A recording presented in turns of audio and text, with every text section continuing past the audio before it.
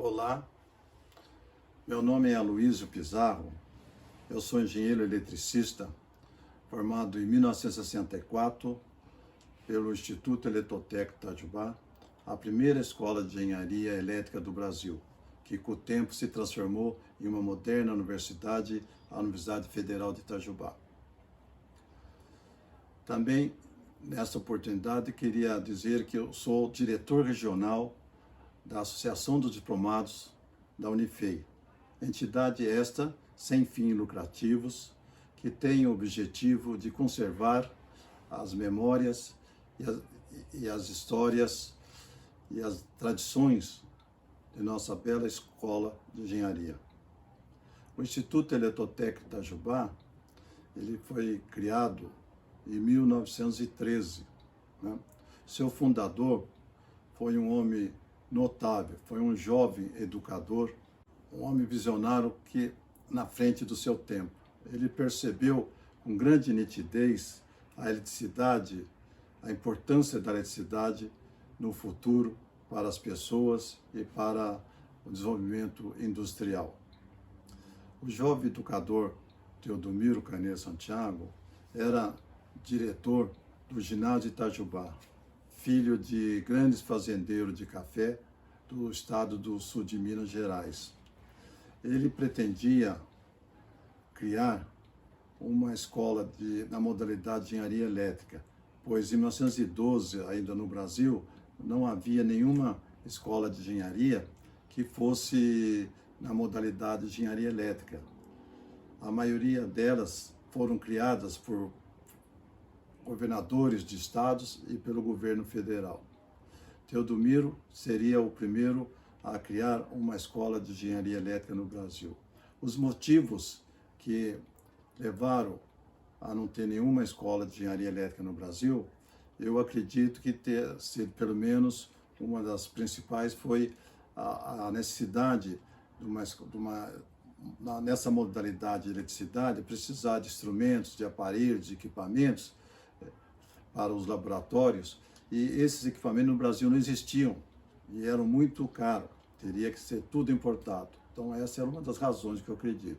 A outra, ela também não tinha professores para essa escola, engenheiros eletricistas com grande experiência, que pudesse, com competência, ensinar os futuros engenheiros eletricistas do Brasil.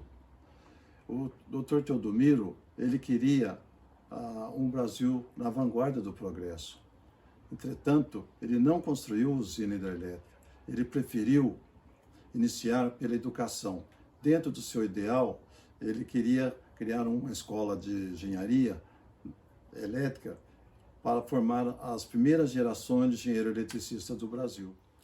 Com o apoio financeiro da própria família, ele pretendia fazer uma viagem para a Europa, para fazer contatos em diversos países com os maiores centros técnicos, científicos e universidades, para poder obter subsídios para a sua escola e principalmente para obter a lista de o currículo escolar das disciplinas de um curso de engenharia elétrica. E também precisaria entrevistar professores, convidando-os para vir para o Brasil. Essa era a sua meta. Quando foi, então, em 21 de maio de 1912, ele embarca no Rio de Janeiro, no navio transatlântico Araguaia, para a viagem para a Europa. Cruza o Oceano Atlântico, atravessa o canal Gibraltar, entra no mar Mediterrâneo e chega na cidade de Gênova, no norte da Itália, o maior porto marítimo do mar Mediterrâneo. Da cidade de Gênova, ele vai para a França, para Paris. Em Paris, ele fez contato com duas grandes universidades. A primeira universidade que ele visita foi a Universidade de Paris.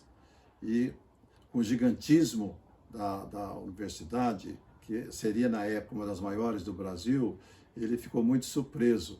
E a universidade também tinha só interesse no seu estudo de pesquisa e teoria pura. Exatamente o que ele não estava querendo. Ele queria um ensino prático para para poder formar engenheiros já com alguma experiência de campo. Então ele foi para outra universidade, fez contato com a Universidade de Sorbonne, que também não satisfez, não atendeu o que ele queria. Era uma universidade muito elevada nos ensinamentos e que tinha muita disciplina. Feito isso, ele resolveu então partir para a Inglaterra.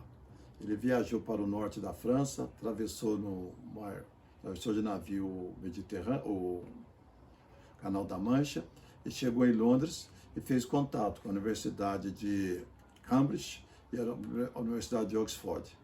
O seus formalismo também, Teodomiro não encontrou aquilo que ele estava querendo para o seu projeto. Resolveu então viajar para a Alemanha.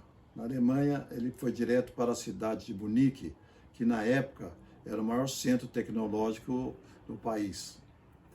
Mas ele encontrou muitas escolas técnicas, práticas, mas de mecânica. E também muita dificuldade com o idioma e o nacionalismo dos alemães, que era muito grande. Então ele sentiu que não teria o apoio necessário na Alemanha. Mas obteve informações importantíssimas. Ele ficou sabendo que na Bélgica, país vizinho da Alemanha, tinha duas universidades que já tinham colaborado com a Europa com a formação de engenheiro prático de eletricidade. Então Teodomiro resolveu então viajar para a Bélgica e ele teria facilidade ainda do idioma, porque ele dominava o francês. Chegando na Bélgica, ele foi direto na Universidade de Liège, que era uma das maiores universidades lá da Bélgica, que foi fundada em 1917, e há mais de 30 anos atrás já tinha o Instituto Eletrotécnico, que formava então engenheiro eletricista mecânico. Esta era exatamente o modelo de escola que ele queria criar no Brasil.